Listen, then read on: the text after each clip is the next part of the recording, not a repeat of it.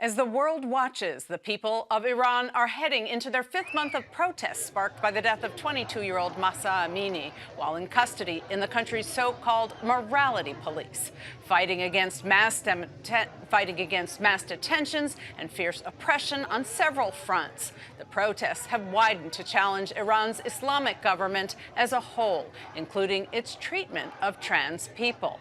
That issue is at the heart of a new film set to run here in Boston later this week as part of the Museum of Fine Arts Boston Festival of Films from Iran. This Is Not Me follows two trans men as they fight for legal recognition and access to gender-affirming surgery. پسرم من همه کار میکنم که تو خوشبخت باشی. من چرا باید از اینجا برم؟ منو دیگه هیچ وقت با این پوشش نخواهید دید. I'm joined now from Tehran by the film's director, Saeed Ghalipour, who's joined by his translator, Kimia.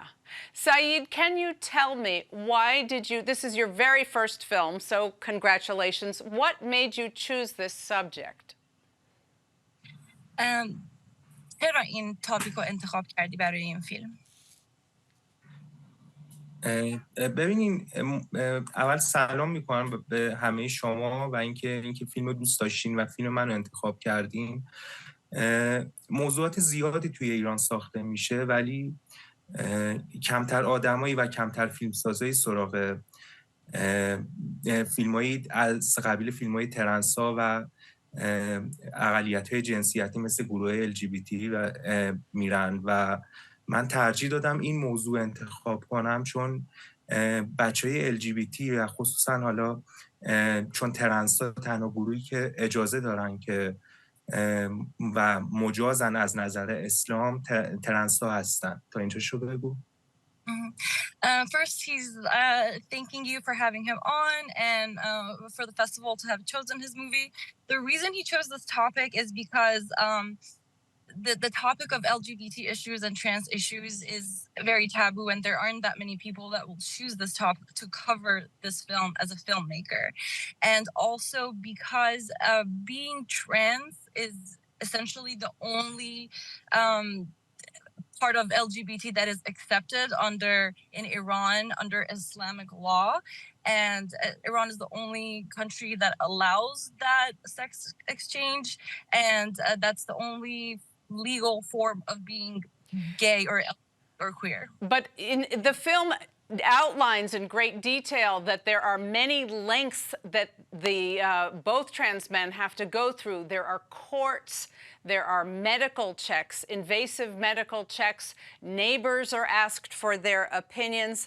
I found the most interesting, perhaps, in the film was the parents' attitude. The parents were very accepting, calling their children my son, defending them. These are very, it seems, brave stances in the face of a lot of social pressure.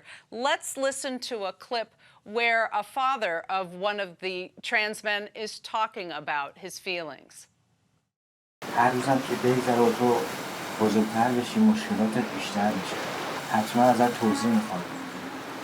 هر کی برسه میشه داستان و مدعی‌الامور.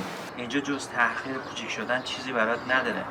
ولی اگر بری احتمالی که اون ور کمکت کنن زیاده. اونجا حداقل آدما دنبالی نیستن که ببینن تو نصف روز دختری نصف روز پسری. حالا فرانسه به نظرتون خوبه؟ جا برات مهم نباشه. جدی میگم اصلا جا برات مهم نباشه. درسته که دلتنگ من میشی، دلتنگ مادرت میشی، سختت میشه، همه اینا رو من درک میکنم. اما Now, Saeed, you were born post-Islamic revolution, but these parents were not. Were you surprised by the attitudes of the parents? آیا با واکنش پدر و مادرایی که تو فیلم باشون مصاحبه کردی و واکنششون خیلی مثبت بوده، آیا این برای تعجب آور بود به عنوان کسی که بعد از انقلاب به دنیا اومده؟ ببینین ترنسا از دید تمام گروه LGBT از دید اسلام ممنوعن و حرامن، ولی بعد از انقلاب ترنسا، بعد از اینکه حکومت ترنسا رو به رسمیت شناخت، با این حال اونا توی جامعه پذیرفته نیستن. اونا طرد میشن و مجبورن تنها زندگی کنن. خیلی از اونا مجبور مهاجرت میشن و خیلی از اونا خودکشی میکنن. و سامان و شروین دوتا کاراکتر فیلم خوششانسترین جزء خوششانسترین ترنسای ایرانن که خانواده اونا رو میپذیرن و یه خانواده شگفت‌انگیزن، یعنی استثنائیان و الگوی خیلی از خانواده ها شدن. So the two families highlighted in the movie are an exception and a very, positive example of how supportive parents of trans individuals can be. That is not the case in the majority, even though legally trans individuals are accepted. As you mentioned, there are many steps. They're still ostracized by the community. Many end up committing suicide. So the two highlighted in the movie are an exception. So, Saeed, you're a relatively recent graduate from film school in Tehran. Do you feel there have been periods of censorship in Iran for films, some stronger than others? Do you feel relatively free as a filmmaker to choose topics that you wish to talk about? به عنوان کسی که تازه فارغ التحصیل شده از فیلم سازی، فکر میکنی که این آزادی عمل رو داری که موضوع فیلمتو انتخاب کنی توی جامعه ایران؟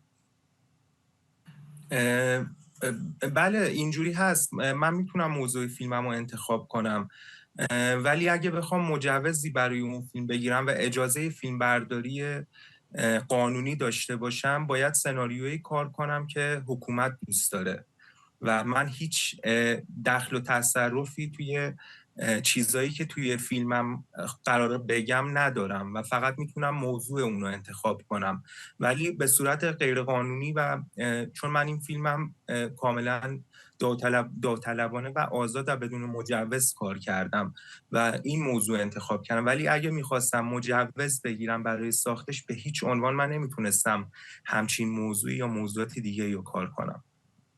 Yes. So he can choose the topics of the movies that he wants to make, but to have it screened or have it be approved by the authorities is a whole other story. I'm not sure if you're aware, but since after the revolution, there has been a very large underground rap scene for movies, for any sorts of arts that is not essentially does not get the stamp of approval to be screened or to be sold legally. So that's essentially how he made his movie. It's an independent movie that has not been vetted by the government, is not screened anywhere. This is essentially what you're seeing is an independent artist who's passionate about the subject and his people and has made this movie completely on his own, knowing that he cannot show it anywhere in his own country. Okay, unfortunately, we are out of time. Saeed, I know you have said it's the role of the filmmaker to be influential. You're very young, you have a big future ahead, so we look forward to hearing more. Saeed Ghalipour, Kimia, thank you very much. Thank you for having us. Thank you.